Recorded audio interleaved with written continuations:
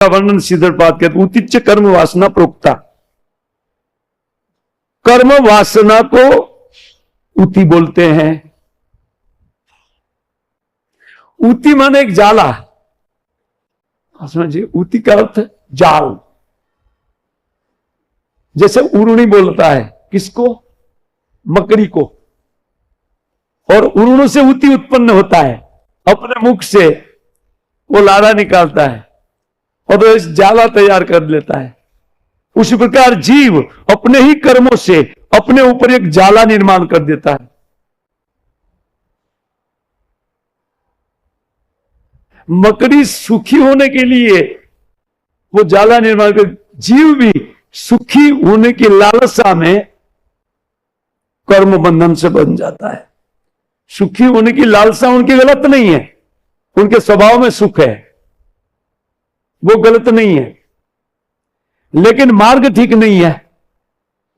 अपनी भौतिक बुद्धि से भौतिक कर्म करके भौतिक सुखों को भोगना ये जीव का स्वभाव ही नहीं है ना। बोले आनंद का तो स्वभाव है, लेकिन उस आनंद की प्राप्ति का उपाय दूसरा है। ये क्या उपाय है उसको इसी स्कंद में लिखा गया है, श्री प्रहलाद महाराज के उपदेश में लिखा गया। और पिछला 5 अध्याय वो कैसे इन उति को बदला जाए उनके लिए लिखा है। सीधे साईं पाद इन सारी बात को कहते हैं, लेकिन कहते हैं वो वासना 2 प्रकार की है। उति नाम वासना, हमारे चित्त में हम जन्म लेते हैं तो वासना के साथ जन्म लेते हैं। पूर्व जन्म में हमने जो कर्म किया उस कर्म के दोष रूप जो वासना, एक इच्छा चित्त में जो उत्पन्न होती है उनको ही उति बोलते हैं, कर्म वासना बोलते हैं। वो 2 प्रकार की है, अशुभा और शुभा। इसमें लिखते हैं अशुभा च शुभा चेति द्विविधा न हेतु भेदत। उनके कारण के भेद के कारण वो किस हेतु से चलती है, उनके कारण 2 प्रकार की होती है। हेतु भेद कारणम, क्यों ये उत्पन्न होती है? कुछ कारण से। वो कारण क्या है? वो कहते हैं अशुभात महत्तम कोपा, शुभात कहते मद अनुग्रहात, महद अनुग्रहात। शुभ वासना उत्पन्न होती है, वो कहते हैं कि भगवत भक्त के अनुग्रह के कारण शुभ वासना उत्पन्न होती है। अशुभ वासना तत्कोपाश्च, भक्तों के क्रोध होने से अशुभ वासना का जन्म होता है। कारण बता दिया। और उसका उदाहरण के लिए कहते हैं हरे द्वार परियोर यद वैकुंठ वस्तुरपि। ये सारी कथा आएगी आगे, जो संक्षिप्त में लिख दिया एक एक श्लोक में। वैकुंठ में द्वारपाल के रूप में रहने वाले व्यक्ति को भी अशुभ वासना ने पटक दिया संसार में। हम तो उनका सेवक बनने की चेष्टा करते हैं, इसलिए भक्तों का कोप का भाजन कभी नहीं बनना चाहिए। शिक्षा मिलती है।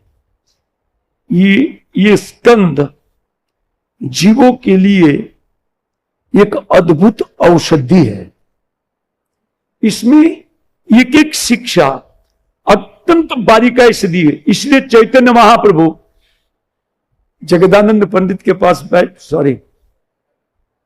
गदाधर पंडित के पास बैठ करके वो 100 बार प्रहलाद चरित्र को सुने, ताकि जीव इसको 100 बार श्रवण करे, तब कुछ बुद्धि में बैठेगा।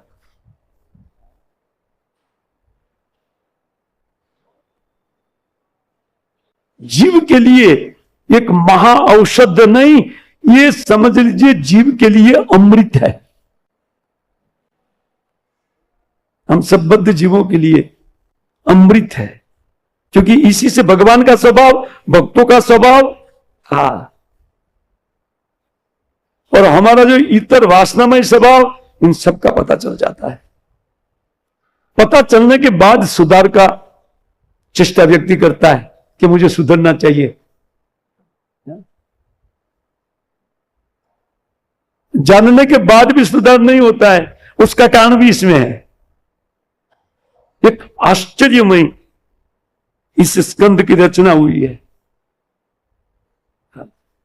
हमको संपूर्ण रूप से समझाने के लिए ये स्कंद का रचना हुआ, ये कथा है। वो कहते हैं अतो मनीषिण यत्न, इसलिए बुद्धिमान व्यक्ति को प्रयत्न पूर्वक क्या करना चाहिए? महद अनुग्रह प्रयत्न, और कोई उपाय नहीं, और कोई उपाय नहीं, और कोई उपाय नहीं। महद अनुग्रह।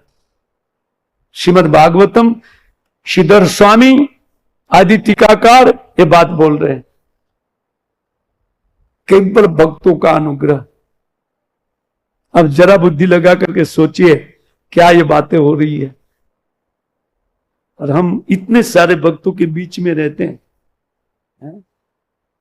छोटी से छोटी सेवा एक बड़े से बड़े भक्त को कर लेना चाहिए। अवसर दिया है भगवान ने, भक्तों के बीच में रहने का एक अवसर उसको भगवान देते हैं जिनके ऊपर अतिशय कृपा होती है, जिनके ऊपर भगवान कातर होकर के करुणा करते। अरे नहीं, इनके ऊपर करनी ही चाहिए करुणा, उनको इस प्रकार का माहौल देते हैं भक्तों का सानिध्य, ताकि भक्तों की सेवा के परम उपाय स्वरूप ये यहां कर सकते हैं। सारे वैष्णव है, उनकी सेवा कैसे होगी ना, उनको कर लिया जाए। महद अनुग्रह यत्न, सिद्ध साहब मैं नहीं बोल रहा हूं, उनकी वाणी केवल मैं इसी से देख करके बोल रहा हूं, वो भी देखना पड़ता है। कहते इति एतद अर्थम उति नाम अत्र लक्षणम उच्चते, इनको ही वासना या उति का नाम दे करके कैसे उन उति को निपटाया जाए, एकमात्र महद अनुग्रह।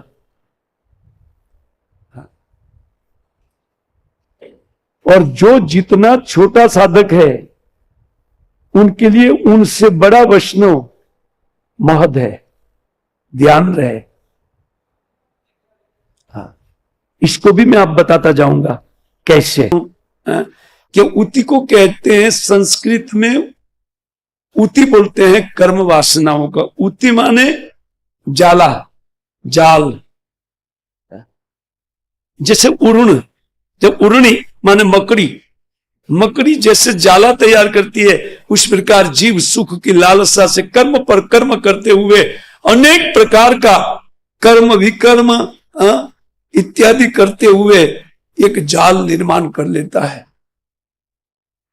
वो सुख की इच्छा से उन दुखमयी कार्य में लग करके अपने ऊपर बहुत बड़ा झंझट झेल लेता है, डाल देता है स्वयं अपने से।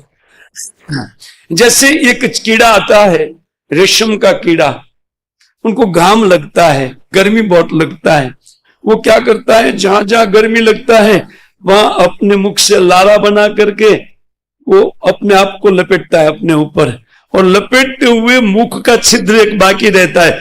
फिर भी उनको इतनी लालसा है वो ठंडक की, तो वो अपने मुख के सामने भी उन जाला को लपेट लेते हैं, और इस प्रकार वो बंद हो जाते हैं उसमें, और उसी में वो मर जाता है। अथवा कोई रेशम जुटाने वाला व्यक्ति आकर के उनको वो पानी में, गर्म पानी में डाल देते हैं। उस प्रकार माया,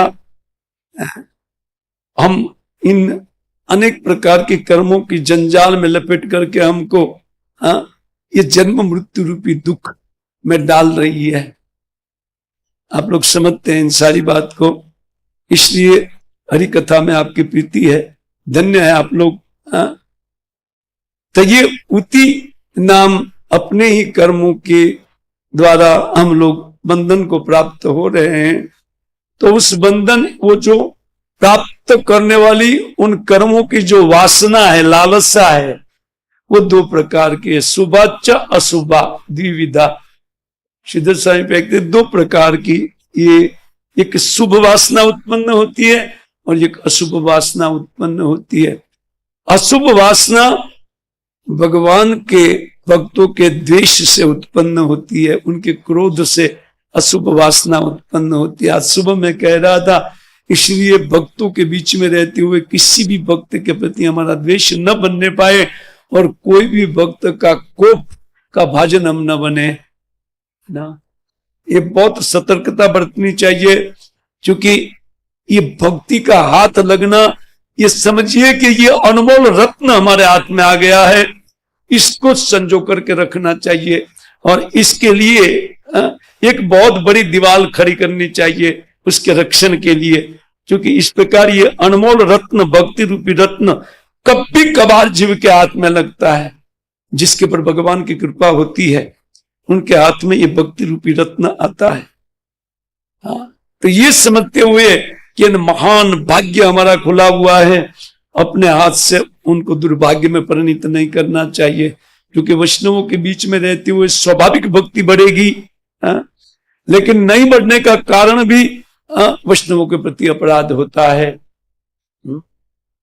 इसके उदाहरण के तौर पर वो कहते हैं कि उन कुमार रोषाद, उन कुमार को कोपित करने के कारण वो कहते बालस्य एवं अस्थिरात्मा, वो उनकी बुद्धि ठीक नहीं रही है, बच्चा जैसी बुद्धि हो गई है, इसलिए वो अपने सम वाले स्वभाव को त्याग चुका है, उनका स्वभाव विषम हो गया है। कहते मत्सुल्ल भिन्न ग्रीवस्य भूरिणा रुधिरेण वे रुधिर प्रियम, कहते तर्पिष्य भ्रात्रम में गतव व्यथा, तब तक मेरी व्यथा नहीं जाएगी जब तक मैं शूल के द्वारा उन हरि का मस्तिष्क काट करके मेरे रुधिर प्रिय भाई को तर्पण नहीं करूंगा। आपका भाई अच्छा है, रुधिर प्रिय, ओहो खून पीना अच्छा लगता है भाई। ये नहीं देखते कि मेरा भाई कितना बदमाश था, वो कितने लोगों को परेशान कर दिया था, पर बस अपना है ना, जैसा भी है लेकिन मेरा है ना। ये विषम बुद्धि मनुष्यों में है और दूसरे के प्रति द्वेष करते हैं। यही ऊती नाम कर्म वासना है, ये जो जन्म लेती है कर्म वासना, मेरा तेरा ये भाव जीव के हृदय, और जीव भगवान का अंश है, उनमें कुछ नहीं है, लेकिन एक अहंकार माया दे देती है। जब जीव में भोक्तापन का भाव आता है तो एक विपरीत दिशा में जीव आ जाता है। ये दशा में हम लोग फंसे हुए हैं, इसलिए नहीं चाहते हुए भी मरना पड़ता है और नहीं चाहते हुए भी रोना पड़ता है, क्योंकि दूसरे कोई चले जाएंगे तो रोएंगे। अपने असली संबंधी को छोड़ करके हम लोग रो रहे हैं। भगवान के लिए जो रोना चालू करेंगे उनको संबंधी बंबंदी हवा, वो समझता है, उनकी बुद्धि समान आ जाती है, उन समान समत्व बुद्धि को प्राप्त करते अहंता ममता सब चला जाता है ना। कितना सुखी होगा उस अवस्था में। ब्रह्मभूत प्रसन्न आत्मा न सोचती न कांक्षती सम सर्वेषु भूतेषु मद भक्तिम पराम। भगवान कहते हैं कि ब्रह्मभूत लोग जो होते हैं वो कैसे होते हैं? प्रसन्न आत्मा, वो सदैव प्रसन्न। हम अप्रसन्न क्यों है जानते हैं? ये मेरा है, ये तेरा है, मेरा इतना है, तेरा इतना है। पहले तो भाई को बहुत बड़ा प्रेम करते थे, लेकिन जब बंटवारा करने का आया पिताजी का संपत्ति का, तो दोनों भाई में झगड़ा।